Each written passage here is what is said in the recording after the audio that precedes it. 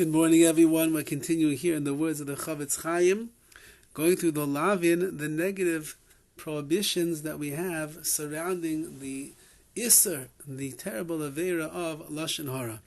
And he writes,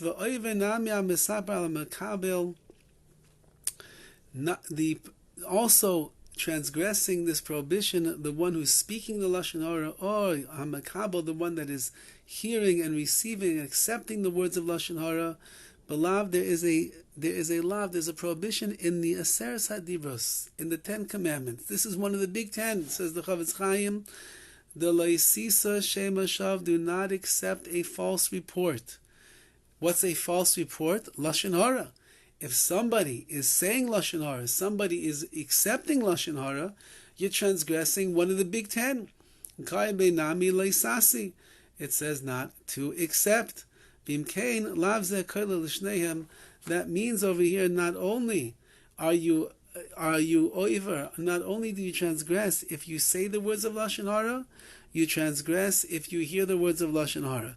So far, according to the CHOFETZ, there are two isurim, there are two prohibitions that a person is transgressing with the sin of Lashon Hara. One verse is, don't be the talebearer. And the other one is, do not accept a false report. And then he continues, and the one who's telling over Lashon Hara has another prohibition that he transgresses. It says in the Torah, you should guard yourself from the nega, from the lesion of Tzaras, of the leprosy.